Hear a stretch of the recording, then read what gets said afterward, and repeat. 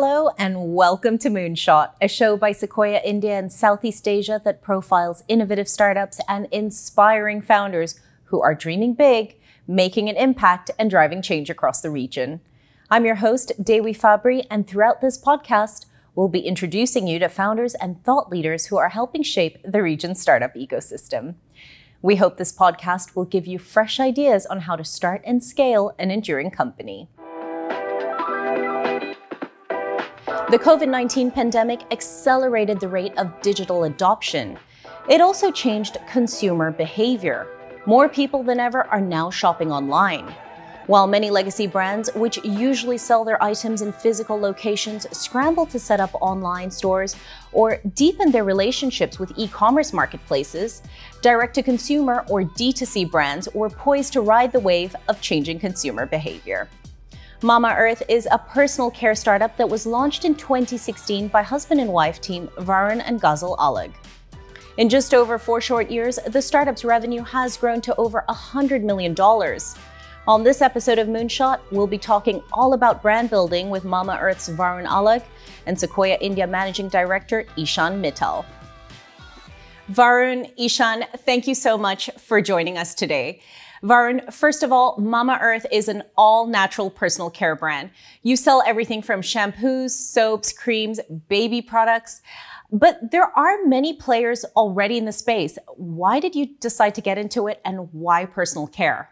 The personal care story is actually a very personal one, and it starts from a problem that we faced when Agastya, our son, was born in 2014, and that's when our platonic relationship with personal care became serious, and we had to find right products for Augie, and that was a challenge because India really did not have any regulation around use of toxins or harmful chemicals into personal care products. And when we searched for such products, we found that there was a lot of negative conversations which were going on around carcinogens found in personal care products, and that just, as a parent, it just scares you. So that fear firstly led us to buy certain other brands which were available in other markets, which were certified toxin-free, and over time found that to be really challenging and stressful, and that is what led to the conversation that someone should do something about this and provide clean label personal care for babies in India, and from that someone the conversation became, why not us? And that's when in 2016 we quit our jobs and started working on the brand and launched Mamaearth as Asia's first Made Safe certified brand. And coming to the second part, which is how from a baby care brand it has become a extensive personal care brand which has solutions for the entire family. And I think I'd say 2 things. One, clearly from day one as a marketer, one of the things that I believed in was that this century belongs to why-based brands rather than what-based brands, right? Millennials love to buy into brands' purposes, right? And love to buy into why they exist, right? And once they buy into why they exist, right, or why the brand exists, and they actually buy whatever from the brand, not just a what, right? And that's the big philosophy that I believed and I learned while working with the likes of Unilever, Coca-Cola, who were building these purpose brands, right?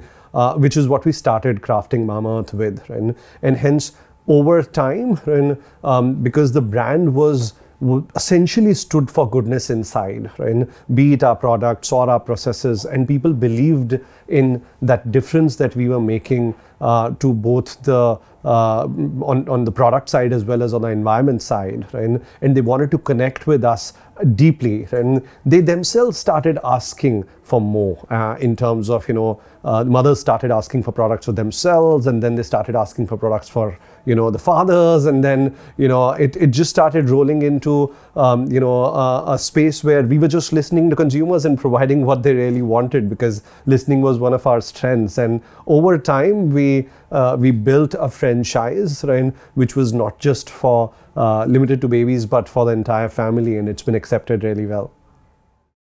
Right. And, you talk a lot about how millennials are buying into why-based brands. How do you craft that into your brand story? Can you give us some examples? Yeah, so I think the best example would be to talk about Mamaearth, right? And we have internally created a framework, which is a 3Ps framework, right? Which is product, process, and perspective, right? And for any brand to bring their purpose to life, right? The purpose needs to come to life across these 3Ps, right? So the first thing for any brand is to define what the purpose is. So for Mamaearth, for example, the purpose is to help people make those little choices, right, which will add goodness to their lives. And in terms of the first P, which is product, we do that and by providing goodness inside the product, right? So no nasties and only goodness of natural ingredients inside, right? On the process side, right, we walk the talk, right, by being plastic positive. So we recycle more than 2 times of the plastic that we use. Just to give you a number, we recycled almost 250 metric tons of plastic just last month, right? And then we have another initiative and a part of this process, which is Plant Goodness, where every time you place an order on our website, right, we actually link it back to a tree that we plant, right? And we share the image of that tree, the geolocation of that tree to you, right? So that your purchase hasn't only made a strong impact on your own health and family because of the quality of products that you're using, but also on the environment, right? So it's a me and we construct. And the third P is perspective, right? Which is where we believe that beauty, right, is not about how you look or how you feel, right? The brand believes that beauty is all about what you do, right? And hence, Goodness Inside's perspective is all about beautiful indeed, right? Which is what we are bringing in our purpose and emotional campaigns now, right? By telling people that, don't just go by external beauty, right? But look for actions, right? And wherever you find good actions, right, is where you'll find beauty. So I think that reinvention of the definition of beauty, led by educating our kids in the right manner on what beautiful is, right, is what Mamaearth is building. So I think that 3Ps framework is helping us bring brand purpose to life. Right. It's showing consumers that it's really a brand that cares not just about you, but about the earth as well. Now, Ishan, what excited you about Mamaearth? Yeah, a lot of things. But most importantly was the way Mamaearth was going after the industry. As you know, Sequoia partners with founders and companies who are essentially reimagining the world. They're going after very large markets, but building their businesses in a different way. They're disrupting the incumbents, right? But one industry where we were watching it very closely and had not seen enough of disruption was the entire FMCG space, which is a 1 trillion plus market cap industry. We had not seen somebody really go after the category as a disruptor. But when we met Varun and Anurag, I would say in late of 2016, we realized that they were really thinking of this business differently. They were not thinking of it as one more FMCG brand, one more brand with the same products as everybody has, but thinking about how the consumers of today and tomorrow are changing the way they discover brands, consume brands, talk about brands, right? And as we met them again and again, it started to show up that for each of the 3 key pillars of this industry, which is product, marketing, and distribution, they were following a differentiated approach. For example, what seemed to us in the beginning as a gut-based or a feel-based choice of products became very evident that it was very scientific and it was very data-driven. They were using a lot of technology to understand their consumer, their preferences, and the trends, and using that to then drive their what is now a phenomenal new product engine. Similarly, I was amazed. I still remember in one conversation I met with Varun, and we were talking about marketing and the focus he had on not just spending, but the measurability of every dollar that the company spent and how they were using technology to do that was mind-blowing. And that's when we knew we had to partner with them. And we knew that they are going to be a very important player in this industry and go after this big space in a very aggressive manner. You know, you mentioned Varun had this very strong marketing background. Varun, you came from a brand role, and leaving that, you were already established in your industry, right? That's a huge decision and something that a lot of aspiring founders struggle with as they think about launching their brands. Tell us a bit about that.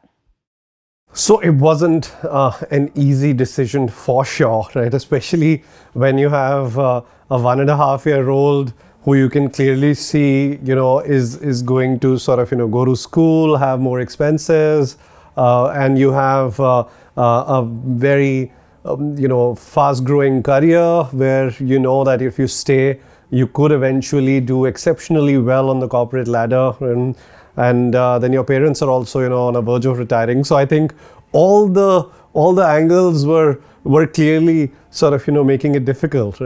But I would say one, the passion for doing something of our own and starting something of our own and creating and making a difference has been there for long, and within both me and Ghazal had actually done one startup before this. So I think there was this passion for creating a company and a brand which will create a lasting impact, and that passion just got summed up and got combined with the strong purpose when we saw that what we are going to do is going to make a difference to kids like Agastya, and having, being able to envision, right, the difference that what you intend to do will make, and just makes it so much more tangible, and just the drives become, I think, far stronger. And so I think that was the drive. But again, then, from a practical lens, I did a lot of pros and cons analysis. I talked to a lot of founders who had left jobs and started something. I talked to a lot of consultants, search consultants, to understand, hey, if I do this for 3 years, right, and I fail, right, what will it mean for me? And the answers that I always got were that the experience that you will get, this kind of skills that you will add to yourself, the fact that you have demonstrated risk-taking ability, right, are all going to act positively for you, right? And people are going to love to have folks like you in leadership who can create and craft businesses. So don't worry about what will happen if you fail, right? Something will work out, right? But I think the strongest driver for me would be I still remember that one night where Ghazal and I were chatting, and she was talking to me about the fact that, imagine you're 50 and you're on for whatever reason on a hospital bed, and if you're asked that, do you regret not doing anything in life, right? And if that one answer is, I regret not doing my own startup or not chasing that idea that I really believed in, right? That's just something you can't come back from, right? I could still live with failure, right? But I just don't believe you can live with regret, right? So that's I think the most powerful, motivating, moment or force, which then next morning I resigned, right? So I mean, it was that strong, right? That it's much easier to live with failure than to live with regret. And Varun, you mentioned how this decision was not your decision, not Ghazal's decision, but you're going through this together, and then eventually both of you made a choice to start this business with each other.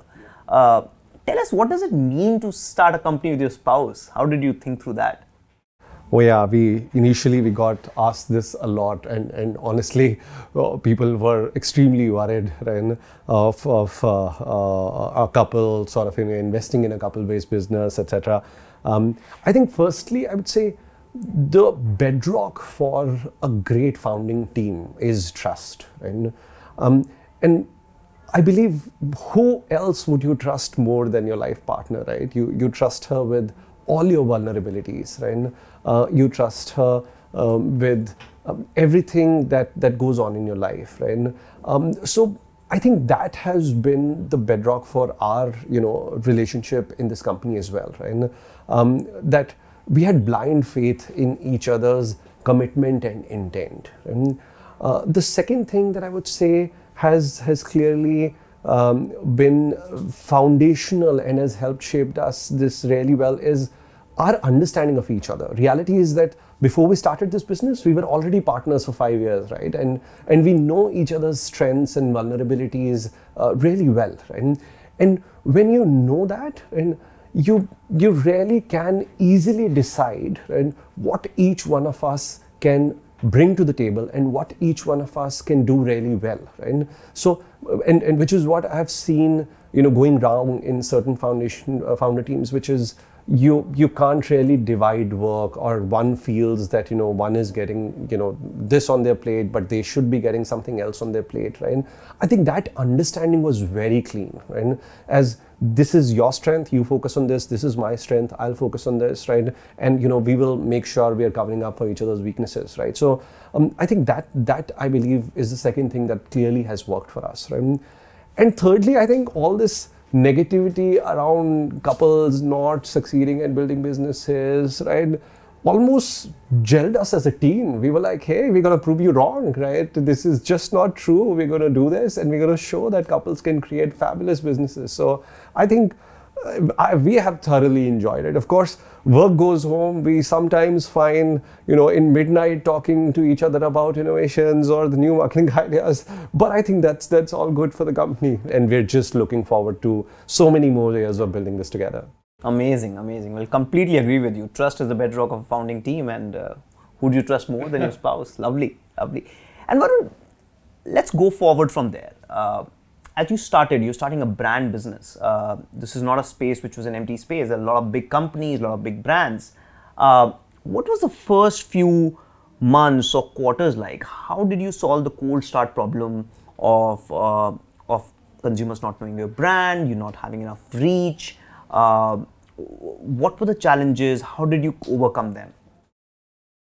No, I think in our case, the cold start problem was even bigger because we were starting with a high level of involvement category, right? I mean, someone had to trust their baby's skincare, right, onto a new brand, right? And it's not an easy decision to take, and hence we were clearly climbing uphill, right? And that's the challenge that we had sort of taken, right?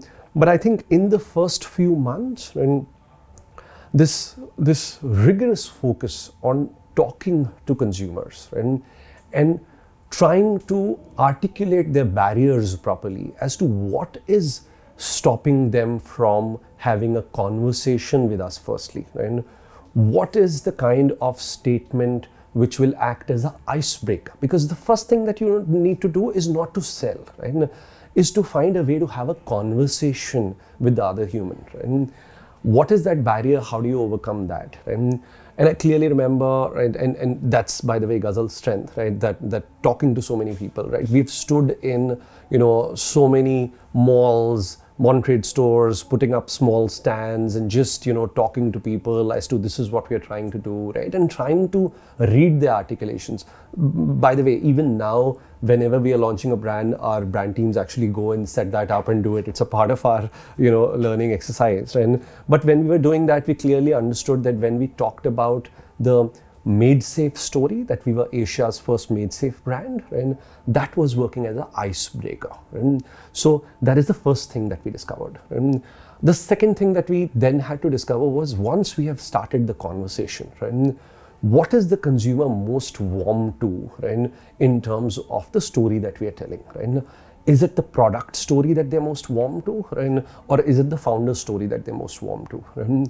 Which is where again we realized, right, that the shared journey story, right, of a parent trying to solve this problem, right, was a very strong motivator for people to sort of build trust in that brand. Right? So that MaidSafe plus that parent story, right, clearly was turning out to be the right story to tell to get into consumer psyches. Right? The third challenge then we faced was what is your communication insight? So how do you go about now spreading this story right? Which is where you have to either figure out a media, right, or you have to figure out a medium, right? In our case, we were more concerned about finding the medium, right? Because we believe that, as a young brand with limited capital, right, doing media-based pieces can be a high-burn game. Right? So when we were looking for a medium, right, we came across this insight which told us that, early mothers, which is mothers in first 6 months, right, were clearly looking for doctor's advice, right? And that's not the space where we are experts, right? While mothers who had 6 months plus babies, right, were looking for advice from other mothers, right? So in their circle, on social, on WhatsApp groups, right? And that is what we latched on to, which is this whole insight of moms trust other moms, right? And we said, hey, this is the medium, right, through which we can tell the story, right? And then I still remember in the first 3 months, Ghazal talked personally to 700 plus vloggers, influencers, right, and told them the story personally as to what we were trying to do. That same story which we had crafted, right? And then used them as the medium, right, to spread the word, right? And that was the first growth hack that we were able to sort of, use to get over this challenge of, getting our awareness going. Very interesting, very interesting.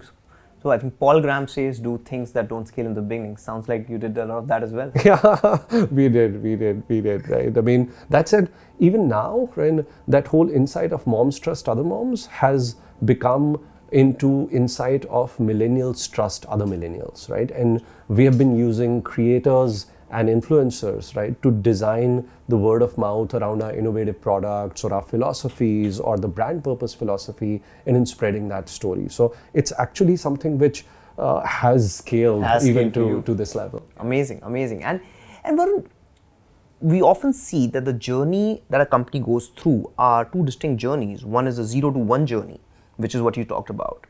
And then comes the 1 to 100 journey, right? And they are very different in terms of the organization or marketing or distribution. So tell us, from being an upstart to today, where you now have 200 plus products, you've touched more than 5 million consumers, you've become the fastest ever brand to get to 1,000 crores in 4.5 years. What are things that have enabled you to get here? I think firstly, I would say the organization, and I have learned so much from partners like yourself, right, who have in our journey and clearly taught us about how important it is to build for tomorrow rather than building for yesterday, right? And I believe that is one of the strongest levers which has worked for us, right? Which is getting the right people on board, right? And getting the right leadership on board, giving them independence, right? Creating really engaging as well as inspiring ecosystems and cultures, right, through which they can operate and take us to that place where we want to reach. So I think that's the first thing. And second thing that I would say is just the very basics of brand building, right? I mean, starting with the brand proposition, which is as simple as which category are you in, what is the point of difference compared to that category, and what is the reason to believe that consumers should believe you, right? And having that simple proposition crafted, right? And then taking that story, right, in different manners, but in simple ways through different mediums to the consumer, right? And that story needs to remain consistent across your funnel, right? You can't be selling a different story in awareness funnel and then a different story in consideration funnel, right? The story just needs to remain same, right? I think we've just been consistent with that simple storytelling, right? And have ensured that we continue to tell that to more and more people over and over again, right? And that story just then needs to talk to our product performance, right? Which takes me to the third point, which is paranoia about quality. And I think that's something that we had from early on because we were in the baby product business, right? And everything that we were developing, we were first checking it on Agastya, and not just at development level, right? When the manufacturing was happening and it came to our warehouses, it used to first come home, and I still remember Ghazal applying body washes, shampoos in her eyes all the time and checking that, there should not be any tears, right? And then we used to apply it on Augie because we were so paranoid about, not letting anyone get, a substandard product. Right? And that paranoia still stays, right? I mean, we are so large. We do almost 4 million units a month right now, right? But even today, right, after 5 QC checks, the final QC check is the product comes to home, Ghazal checks it personally, right? And then it gets open for sale, right? So that paranoia has just been driven down in the organization. Nobody takes shortcuts, right? And fourth, I believe innovation, right? I mean, clearly, what you talked about early on as well, that we've been using data, we've been using technology to learn more about consumers, to learn more about their preferences, to see trends and slopes of what they are searching for, what they are looking for in our search bars, right? And basis that we've been innovating, right? And those innovations have clearly fueled business growth for us. So I think those 4 is what I would say. So that's actually fascinating, many times people ask us what's the difference between a founder-run organization and a professional company, and this is right here. Show me 1,000 crore brands where the founders are still testing products on themselves to make sure their consumers are safe. Amazing, amazing. But I want to double click on one thing you mentioned, right? You talked about how you are using technology for the scale. Tell us more. Where all is technology showing up in the business, right? Because this is a business which has historically been a manufacturing plant, then a supply chain, then a retailer and the consumer, and then a bunch of TV marketing in the middle. How is this industry changing with technology?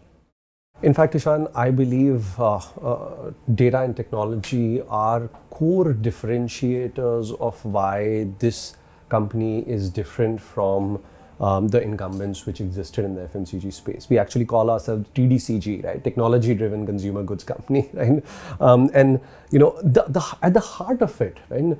The reason why we exist is because of technology, right? E-commerce and digital marketing, right, have disrupted the core moats of FMCG industry in India. And for last 50 years, right, the deepest moat for large FMCG players was one, numeric distribution, and the fact that they could take their products to 25,000 pin codes in India and stores and have direct distribution, which required a very large sales team, right, that a new brand just couldn't copy. And secondly, the marketing was always available in large chunks, and if you had to do TV, right, you needed such large marketing investments, right, that would act as a barrier to entry into the category itself. And with e-commerce, where sitting out of one city, you're able to service 4,000 pin codes and meet aspirations of consumers who want something sitting at their home, and that numeric distribution mode got broken. And the micro and quantum marketing that we are able to do now by social marketing and media, right, where we are able to target specific consumers who have a certain interest, right, where we don't need to spend millions to sort of reach there, is again a major disruptor. Now on the back of this, right, we clearly realize that at the heart of the company we have to build productized strengths, right? All the core strengths that we have, and for example, if innovation is our strength, and we have an entire pillar or a project pillar of products which is under collaborative innovation, right? Whereby we have the ability to ask consumers dynamic questions and get over 1,000 to 2,000 data points every day, right, around what they want. Right? If we had to sort of launch a new ingredient, we can actually dynamically check with them as to which of these ingredients do you love most in this product. Right? If we had to understand from them which shade of Kajal would they like to sort of buy from us, right? We can dynamically check that, and all of that information comes back to us, and we can take the decisions much more intelligently around what to launch and what to sort of forecast, right? Similarly, personalization is a big pillar for us, right? From the experience that the person has when they come onto the app and how it will be differentiated for different people, and to the fact that once they have taken an action on our website, on an app, right, how do we market it to them, and how that gets automated, and to once they have purchased, right, depending upon the category that they have purchased, depending upon how much they have purchased, depending upon if they have purchased in a sale period or a non-sale period, right, there is a different way we can communicate to them. And so that again is a technology funnel which we believe clearly differentiates us from others. And three is where I would say the whole piece of nano marketing, right? I come from FMCG background. I have been brand manager on a Coca-Cola and multiple kind of really large brands. And I remember most of these brands, we used to make these pen profiles, right? Which is this one definition of the ideal consumer, right? That we are targeting Tanya, who lives in XYZ city, does XYZ things, right? Hey, now there are 100 different kind of Tanyas who are there, right? And they want to hear these messages in their own context, right? A Tanya who's a housewife who's sitting at home versus a Tanya who's a college student who's stepping out in the morning versus a Tanya who's a young jobber and is doing something else, right? They all need different kind of context, right? And similarly, there are so many different consumer cohorts, right? So the consumer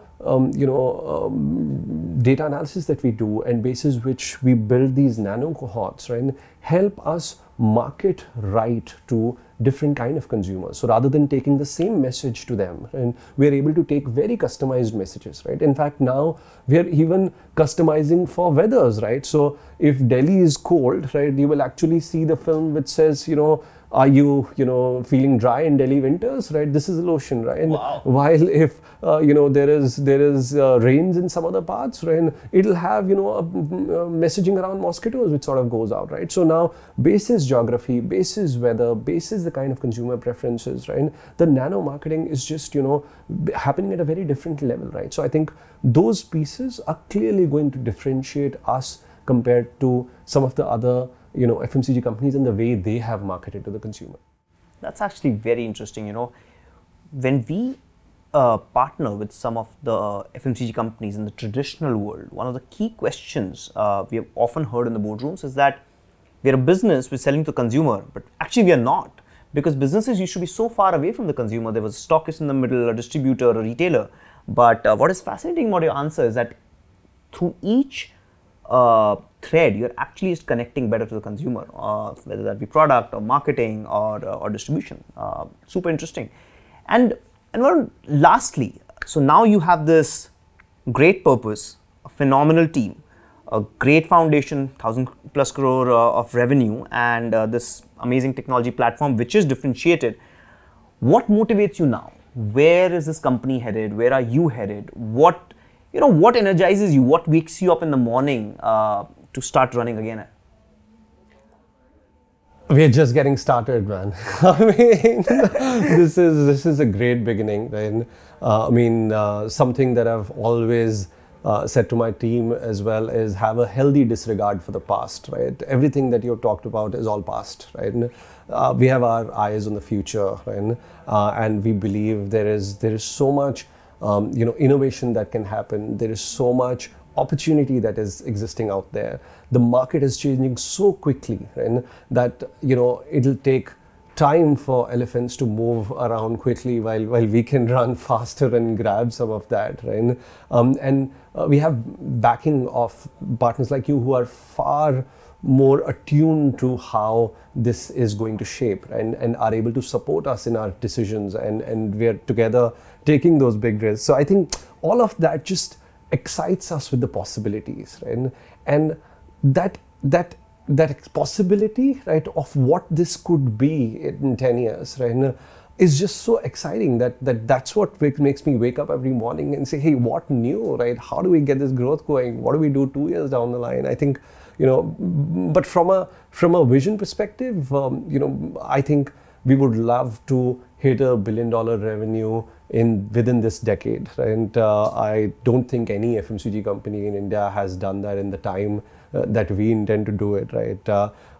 So I think that's the bigger vision, and we would like to do it in the exact same approach of building purposeful brands, right? And every brand that we build has a strong purpose and social agenda. So as we grow, right, the impact that we will make, be it on environment or on communities, will be even bigger. And that again is a big satisfaction for us. We're not doing it under the garb of just an ESG initiative, right? This is business as usual for us. The more we grow, the more impact we make. And secondly, what we want to achieve is build a house of brands and establish a narrative that what we have built is not just a brand, but a capability to build more brands. Right? And the playbooks that we have built, right, are replicable across brands. Right? And we're doing that with the launch of Derma Company last year. And we've just launched another brand called Aqualogica. And each of these brands are focused on a very different niche, a very differentiated proposition, right? And they're going to make their own space using the playbooks that we have learned. Right? And the third narrative that we would like to build is establish the same playbooks in another market, right? And show how these playbooks are not just meant for India, but are meant for globally for other markets as well. And that just then opens up the kind of growth we can see if we can execute this internationally. And fourth, of course, like we discussed, right? Continuing to build all of this strength that we have built, right? In form of products, right? So, which is technological products that help us execute these playbooks far better and far faster than anyone else, right? So, yeah, these 4 agendas are the big ones on my list for next 7 years. It's phenomenal, Varun. I can tell you have the same energy in your eyes that you had many years ago when I met you for the first time, when we were maybe 1 crore annualized revenue, but the same ambition, same energy, and more power to you. Thank you so much. Varun's energy and zeal are contagious. And it's fascinating to see how Mamaearth is doing things differently from FMCG incumbents. Ishan, based on your time working with Mamaearth, what's special about them? I mean, there are so many things that Varun has just spoken about that makes them really different. But in your opinion, what's special about them and what do they do particularly well? Well, there are many things, Devi, as you can imagine, and that's why they are where they are. But let me pick three specific things, and Varun has touched upon them in different ways. But let me share what we are able to see as partners, right? First and right up there on that list is culture and organization building, right?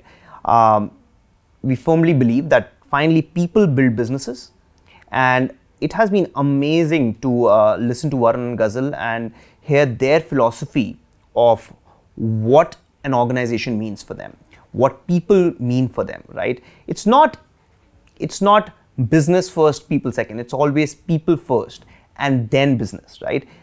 That's how they approach it. So many conversations I've had with Varun are about talent density, which has nothing to do with today, which has nothing to do with tomorrow, as in the next quarter, but it's to do with, hey, this is what we're going to want to be in 5 years, in 10 years, and are we ready for it? Are we building the right muscle organizationally to achieve that ambition? And that is terrific. The second is a use of technology, and we have spoken about that a lot, but let me reiterate, right? We've seen many businesses in this industry, but the way Mamaearth is approaching this and how technology and data is cutting through different functions is beautiful, right? Varun talked about a few, but let me tell you, like, even not so technology places, like even how the offline sales works, right, is very, very technologically driven. It's very data driven. And see, when businesses scale, gravity catches up, right? That's the sole truth. Your mass increases and the gravitational force will increase. Technology is what provides that buoyancy for gravity to catch up slower, for businesses to keep growing, keep compounding at a much healthier pace. And I think that's a big contributor to Mamaearth achieving this phenomenal scale so fast. I don't think any other brand comes even close to this. And then lastly, but I would say most importantly, is, people say that building a business is a generational affair, and it's very important for founders and teams to have that mindset. And that, as partners, we have seen is what Ghazal and Varun have. Like, rarely any conversation with them is about next month, next quarter, right? It's always, hey, we are taking this decision. What will it mean for the long-term future, long-term success of this company? Whether that be on hiring, whether that be on new brands, whether that be on expansion internationally or in new products, or merging and acquiring new businesses. Every time it is about the long term, and that is really, really good, because frankly that's what matters. I would say those three are truly, truly distinctive for Mamaearth, Varun, and Ghazal. Thank you, Ishan. Now, Varun, if you had to give an aspiring founder just one piece of advice around brand building, what would it be? I think my advice would be not to overcomplicate it. And a brand is just simply put an idea of purpose, quality, and consistency. And that's what one needs to get right, right? Don't start with trying to build a brand, right? Start with trying to solve a problem. And when you take the solution to the consumer, and just hear them, listen to them, right? They are the ones who will craft your narrative for you, right? Just that listening, right, would help you understand, right, what they want to hear from you, right, when you take the pitch to them. Right? And finally, all media and all marketing is human-to-human communication. Right? If you're not able to get your message across to another human being across the table in 30 to 60 seconds, right, the message probably is not right. Right? Refine it till you're able to simply put it across to a colleague, to a friend, right across the table, right, in a human-to-human conversation, right, and just keep doing it over and over again, right. Don't compromise on what your standards are and what you believe in, and the brand will get built over time. Thank you both so much for taking the time to join me here on Moonshot today, and for sharing the story behind Mamaearth and how you're doing things differently and earning customer trust by living your brand ideals. I've been speaking to Varun Alagh, co-founder of Mamaearth, and Sequoia India Managing Director Ishan Mittal. I'm Dewi Fabry, and you've been watching Moonshot. For more interesting startup stories, visit our website, sequoiacap.com, or follow us on your favorite podcast channel.